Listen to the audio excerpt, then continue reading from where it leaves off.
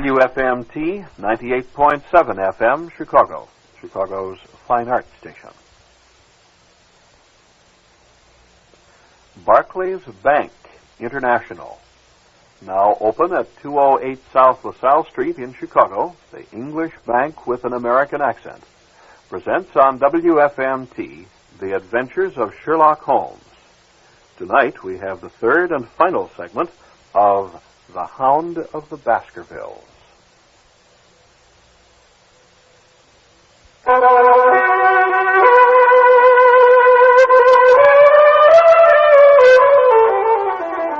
is murder, Watson. Refined, cold-blooded, deliberate murder. Listen! My God, what's that? Where is it? The hound! Great heavens, if we're too late! Come, Watson, come!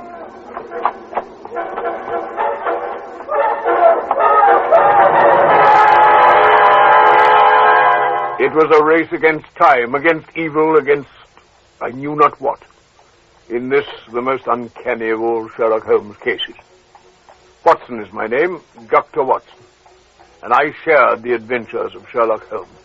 And since in my excitement I may have anticipated somewhat, let me first go back and recall the chain of detection that led Holmes to this crisis. And then I will tell you what happened finally in our encounter with the Hound of the Baskervilles.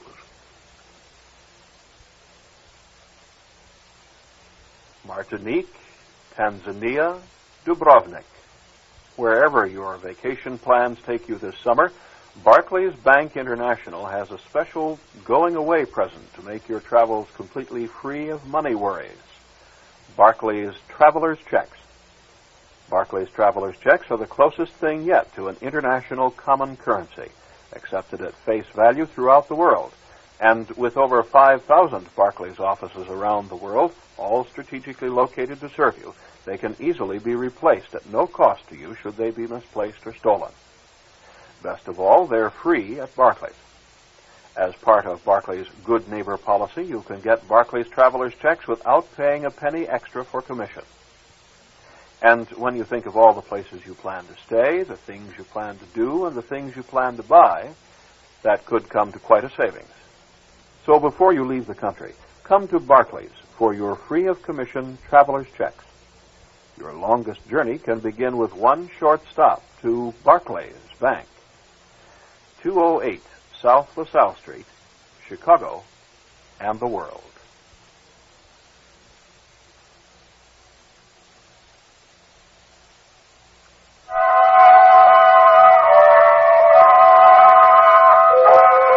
Holmes and I had come to Dartmoor to protect Sir Henry from the terrible fate which might befall him if the legend of the Baskervilles came true.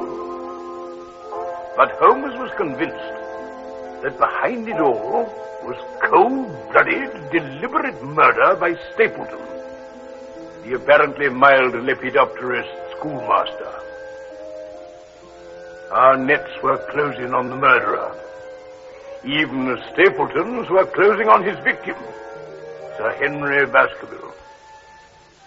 We were just about to leave the lonely hut where Holmes had been in hiding for all these days when... The hound! Great heavens, if we're too late! Come, Watson, come!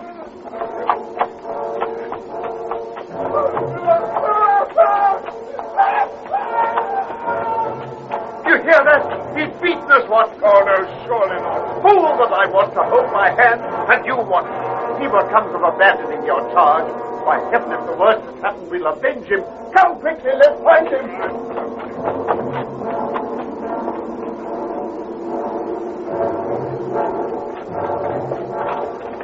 Yes. Sir Henry, poor devil. Do you remember? That's the suit he wore when he first came to our rooms in Baker Street. Yes, indeed. Oh, his skull's crushed. Oh, the brute! Holmes, I shall never forgive myself. I'm more to blame than you, Watson. But how could I know that he'd risk his life on the moor in the face of all my warnings? Where's this brute of a hound that drove him to death? He may be lurking among the rocks at this very moment. And where's Stapleton? He shall answer for this. He shall. I'll see to that. There's a light in his cottage. Why don't we go and seize him at once? No. Our case is not complete. One false move and he may escape us yet. All we can do now is to perform the last offices for our poor friend. Come on, Watson. Yes. Help me to turn him over onto his back. And then we can...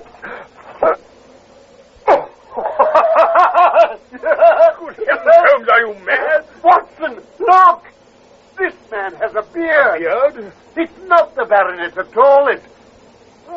Why? It's my neighbor, the convict. The suit. It's Sir Henry's, you said so. Oh, of course, now I see it. He gave Barrymore some of these suits, and Barrymore must have passed them on to Selden. Then the clothes have been the poor fellow's death. Oh. Obviously, the hound was laid on from some article of Sir Henry's. The boot that was stolen at the hotel. Probably. Hello, Watson. What's this? Here's Stapleton himself, by all that's wonderful and audacious. Careful now, not a word to show your suspicion. Why, Dr. Watson, that's you, is it not? But, dear me, what's this? Somebody hurt? Not... Don't tell me it's our friend, Sir Henry. What a terrible... Who's this? Selden. The man who escaped from Princetown. Oh, dear me, but how? He appears to have broken his neck by falling over these rocks. My friend and I were strolling on the moor when we heard a cry. So did I. That's what brought me out. I was uneasy about Sir Henry. Why about Sir Henry in particular? Because I had suggested he should come over. I see. What's your theory of this poor fellow's death, Mr. Holmes? You are quick at identification. We've been expecting you in these parts since Dr. Watson came down. You're in time to see a tragedy. Yes, indeed.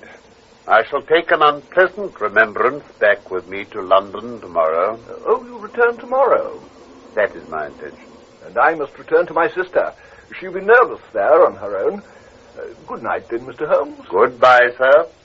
Good night, Dr. Watson. Well, What a nerve the fellow has. We're at close grips at last. Sorry he's seen you. So was I at first, but there was no getting out of it. How will it affect him, do you think? It may make him more cautious, or it may drive him to desperate measures.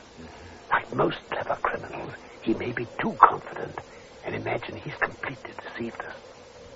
What will you do now? Come up to the hall? Yes. Yes, I see no reason for further concealment. But one last word, Watson. Say nothing of the hound to Sir Henry. Let him think Selden's death was a Stapleton would have us believe. When we arrived, I had the unpleasant task of breaking the news of Selden's death to the Barrymores. Sir Henry raised his eyebrows when he found that Holmes had no luggage and no explanation for his absence. But between us, we soon supplied his wants and sat down to a belated supper. Sir Henry, I don't suppose you appreciate that we've been mourning over you under the impression you'd broken your neck. what's that? This poor wretch was dressed in your clothes. I fear your servant who gave them to him may be in trouble with the police. Oh, no, I don't think so. There was no mark on them, as far as I know. That's lucky for him. How about the case? If you can muzzle that hound and put him on a chain, I'll be ready to swear that you're the greatest detective of all time. I think I can do it. If you give me your help. I'll do whatever you tell me. Very good. I shall ask you to do it blindly, without asking the reason. Just as you like. If you'll do this, I think the chances are that... What's the matter, Holmes? I was admiring your family portraits. They are all family portraits, I presume. Yes, every one. Barrymore's been coaching me in them. Who's the gentleman with the black velvet and the lace? Ah, that's the cause of all the mischief. The wicked Hugo, who started the Hound of the Baskervilles. We're not likely to forget him. Dear me. He seems a quiet, meek-mannered man, but I dare say there was a lurking devil in his eyes. Well, I think we could manage another bottle of hock, don't you? Oh, thank you. I'll go and fetch it from the cellar. I won't bother Barrymore tonight. His wife's so upset with the news about Selden. What? That portrait of Hugo Baskerville. Look at it carefully. Is it like anyone you know? Oh, good heavens, it's Stapleton. Ah. It might be his portrait. Yes, it's an interesting example of a throwback, both physical and spiritual. Fellow's a Baskerville. Really? With designs on the succession. Yes. We have him, Watson. We have him. Here we are. Well, you look like a general planning a battle with his chief of staff. That's exactly the situation. Oh. Well, what are my orders? I understand that tomorrow night you are engaged to dine with the Stapletons. Yes. Yes, they're very hospitable people. Well, thank you. I hope you'll come too. Oh, I'm afraid Watson and I must go to London. To London? Tomorrow? My dear fellow, you must trust me implicitly. Tell your friends that we should have been happy to come with you, but that urgent business has called us to town. Will you give them that message? Well, if you insist, Mr. Holmes. One more direction. I want you to drive to Merripit House, but send your trap back and let them know you intend to walk home. What's that, Holmes? Walk home alone across the moor? Yes? But that's the very thing you told me not to do. This time you must. But whatever you do, stick to the path that leads from Merripit House to the Grimpen Road. Don't leave that path for an instant, as you value your life.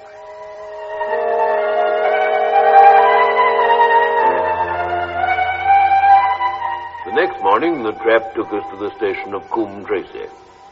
But instead of taking the train, Holmes inquired at the station master's office and was given a telegram. What do you got there, Holmes? Capital. Listen, Watson. Wire received, coming down with unsigned warrant, arrived 5:40, Lestrade. You've sent for Lestrade? Yes, he's the best of the professionals. I think we may need him. So we're not going to London? No, but everything depends on Sir Henry believing that we have gone. All we have to do is to keep out of the way. And I think we might well employ our time by calling on your acquaintance, Mrs. Laura Lyons. When she learns of the deception that Stapleton practiced on her, I think the result may be of interest to her. His wife? What do you mean, his wife? Mr. Stapleton is not a married man. I'm afraid you're mistaken, Mrs. Lyons. Prove it to me. Prove it to me, and if you cannot... I've come prepared to do so. Here is a photograph of the couple taken in York 4 years ago. Let me see. It's endorsed Mr. and Mrs. Vandeleur. Oh, Mr. Holmes, ask me what you like. I'll hold nothing back. Very well. Was the sending of the letter to Sir Charles suggested to you by Stapleton? He dictated it. So that you could meet the legal expenses of your divorce? Yes. And then, after you had sent the letter, he dissuaded you from keeping the appointment? Yes. He told me it would hurt his self-respect if anyone else found the money. And later, after Sir Charles's death, he made you remain silent about your appointment? He said that if I spoke, I should be suspected of murder. Well, I think on the whole you've had a very fortunate escape. You had him in your power, and he knew it. And yet you're alive. I still can't believe it. I assure you, Mrs. Lyons, for several months you've been walking on the edge of a precipice. Now I must wish you good morning.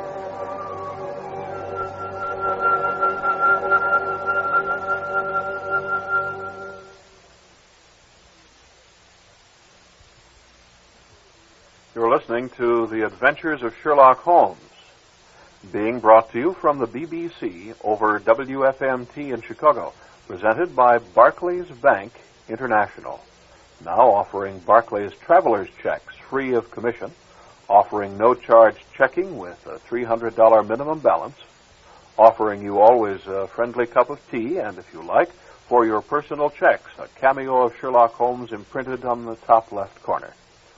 Barclays Bank International at 208 South LaSalle.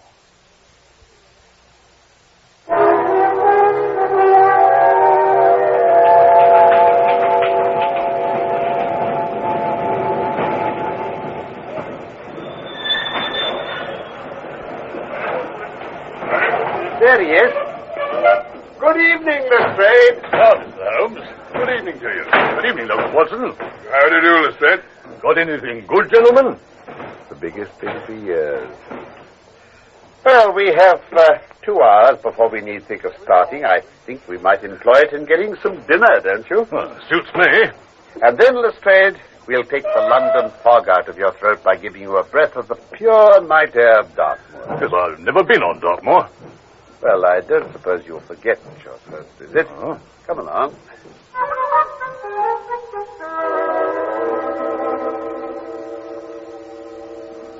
Now, I'll lead the way along the moor path. Right. I must ask you to walk on tiptoe and not to raise your voices.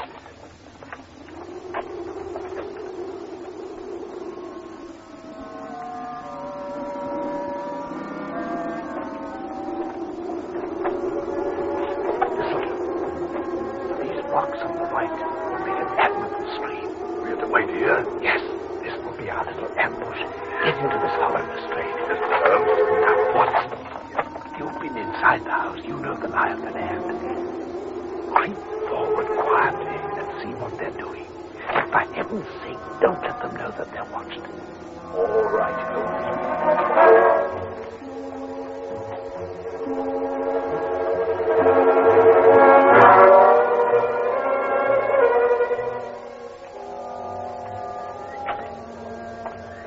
Well, Watson? Holmes and Henry are sitting there smoking cigars. Stapleton's doing the talking. Where's the lady? I didn't see her. What? Stapleton got up at one point and went to an outhouse in the corner of the orchard. He unlocked it and went in with a curious scuffling noise. How long was he there? Only a minute or two, and then he went back and rejoined Sir Henry. Mr. Holmes, it looks as if that fog is coming up from the mire. I know, Lestrade, confound it. It's the one thing on earth I didn't bargain for. Serious, Holmes? Very serious indeed. It could ruin all our plans. What's the time? 10 o'clock. Can't be long now. His life depends on his coming out before the fog is over that path. If he isn't out in a few minutes, the path will be covered. We shan't be able to see our hands in front of us.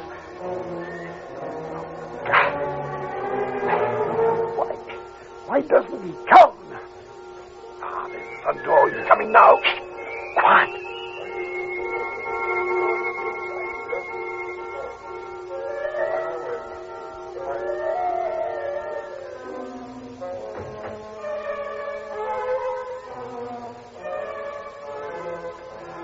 Here he comes. Shall we call to him? No. Have your pistols ready. Right, Mr. Holmes.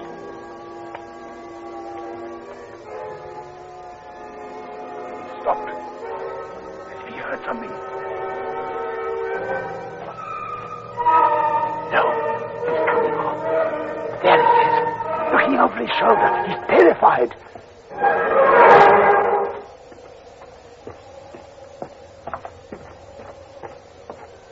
Holmes, why don't we let him know we're here? No, I said no. This is the moment, Watson, the supreme moment. Quiet. The hound! He's coming after him. But where? Oh, confound this fog. Holmes, look there. His mouth died. The thing's on fire. Merciful God, it's something out of hell.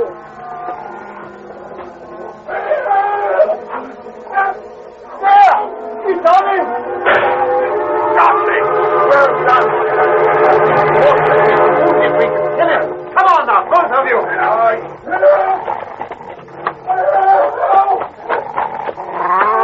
Well with you, Sir Henry.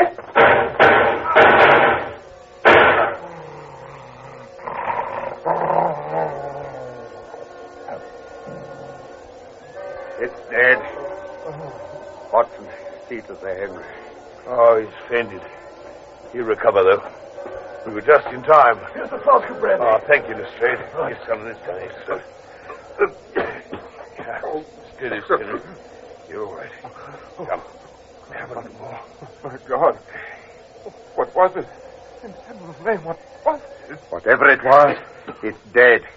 We've laid the family ghost once and for all. Look at the size of the brute. Oh, those dreadful flames. Even now, the mouth's on fire. And the eyes. Look at the eyes. Oh, don't worry. It's phosphorus. Look, I've got it in my fingers now. Phosphorus? Yes, and a very cunning preparation of it. There's no smell to interfere with the animal's power of scent. Oh, Sir Henry, we owe you a deep apology. I was prepared for a hound, but not for such a creature as this. You saved my life. Having first endangered. What? Give me another mouthful of that brandy. Come on, here we are. Oh, that's better. That's better. Now, if you'll help me up a little. Up. Stand away. Yes, thank you.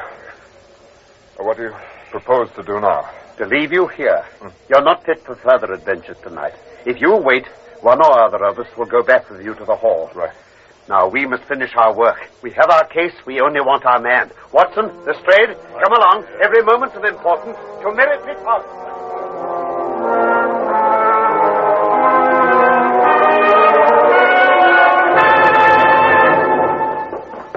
As I thought, not a sign of him. He'll have heard our shot and escaped. This door's locked. Keep still. Listen. Do you hear that? Stand aside and be ready to rush in. I'm going to kick this lock in.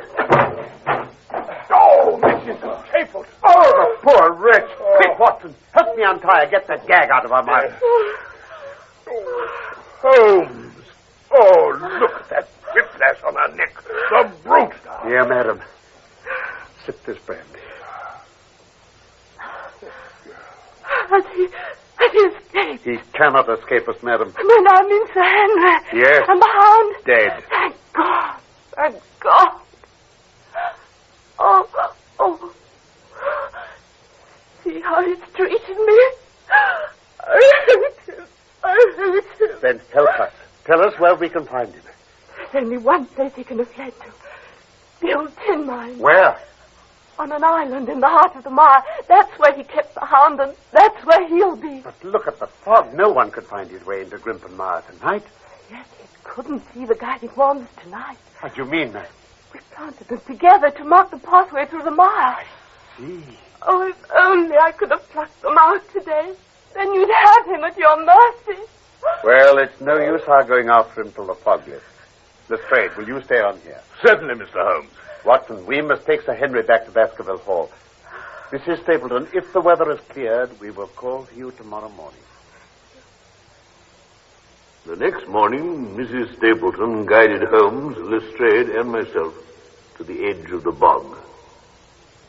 We left her standing on the firm, peaty soil and began to follow the small wands that showed the zigzagging path through the foul quagmire. Its grip clutched at our heels as we walked, as if some malignant hand were tugging us down. We're nearly there, Watson. Thank heavens for that, Lestrade? Give me a good firm London pavement every time. Hello? What? Look, Watson. There's something in the mud. Just to the right there. Now leave it, Holmes. You'll get caught. Look out, sir.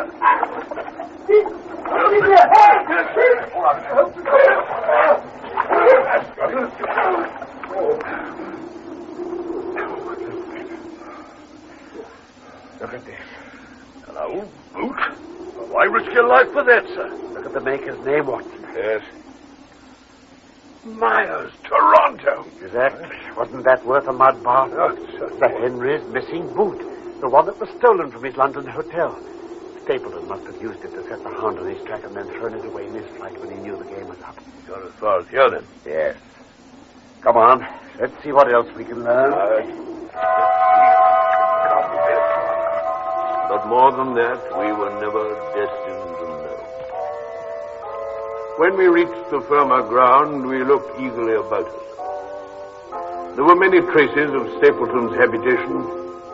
The chain where the animal was kept, the bones that it gnawed, the remains even of Mortimer's poor little curly-haired spaniel, and the tin of luminous paint that had been used to make the hound glow with fire. But of the man himself, no sign met our eyes. If the earth told a true story, then he never reached that island of refuge. Somewhere in the foul slime of Grimpenmire, this cold and cruel-hearted man is forever buried. Towards the end of November, Sir Henry Baskerville and Dr. Mortimer were in London on the first stage of a voyage round the world to calm Sir Henry's shattered nerves. They called on us one raw and foggy afternoon, and the four of us sat and talked round a cheerful fire in our sitting room in Baker Street. You know, Mr. Holmes, there are still one or two things about the case that puzzle me. I'll do my best to clarify them. Well, was Stapleton really a relative of mine? Oh, yes, beyond all question. He was the son of Roger Baskerville, old Sir Charles's younger brother, who fled under a cloud to South America. Ah. And Mrs. Stapleton? She was a Costa Rican beauty by name Beryl Garcia. He stole some money, changed his name to Vandeleur, and brought her to England with him. And was his knowledge of Lepidoptera all a pretense? He seemed such an expert. No, that was the one true thing about him. The British Museum recognized him as an authority. Why, he even has a moth named after him. The Vandeleur. Really? Tell me, where on earth did he find that fearsome hound? In London. He bought it from Ross and Mangles, the dealers in Fulham Road. He took it down by the North Devon line and walked it over the moors so as to get it home without exciting notice. Mm-hmm. But then one thing upset his plans. He had to decoy Sir Charles onto the moor at night, but his wife refused to help him. Threats and even, I'm sorry to say, blows failed to move her. So, as we know, he laid his plot with Mrs. Laura Lyons. But did neither of these ladies suspect anything? Probably both did. But they were both under his influence. And his main accomplice was a dumb animal who could never give him away. Indeed. Then your arrival on the scene, Sir Henry, brought him to London with his wife. He dared not leave her behind. Then she sent me that note of warning. Yes. I knew all along that it had been sent by a woman. How could you know that? Do you remember when I examined that piece of notepaper for watermarks? Yes. In doing so, I was conscious of the scent known as white jessamine. It's very necessary for the criminal expert to be able to distinguish between the 75 perfumes. Mr. Holmes, tell me, was Mrs. Stapleton in love with her husband? She certainly feared him. She may have loved him. The two are by no means incompatible. But on the day of the crisis, she turned against him. Well, now, gentlemen, may I suggest that for the rest of the evening we turn our thoughts into more pleasant channels? I have a box for Les Huguenots. Oh. Have you heard the Dureskis? No, I don't. Perhaps we can stop at Martini.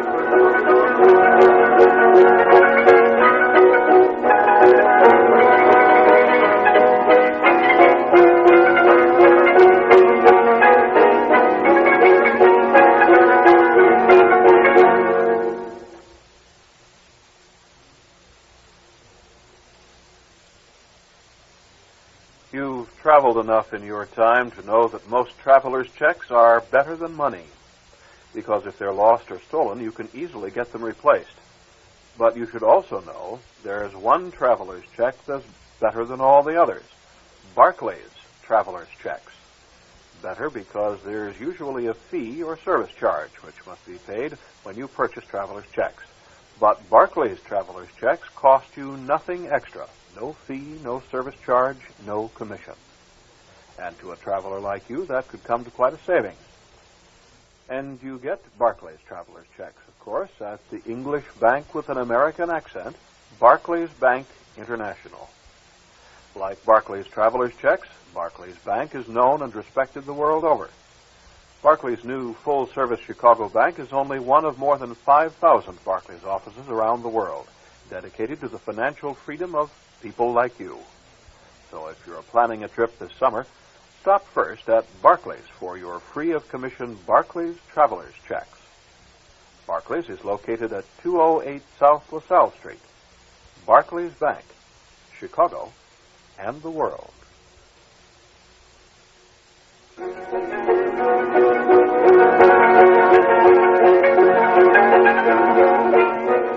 The Hound of the Baskervilles is one of the most famous of the stories of Sherlock Holmes by Sir Arthur Conan Doyle. And now you've heard part 3, you know how it ended. My name in real life is Norman Shelley. My friend Carlton Hobbs played Sherlock Holmes, and I was Dr. Watson. Felix Felton wrote the script for this production by the BBC from London. And of course I look forward to the pleasure of your company again very soon for more of the adventures of Sherlock Holmes.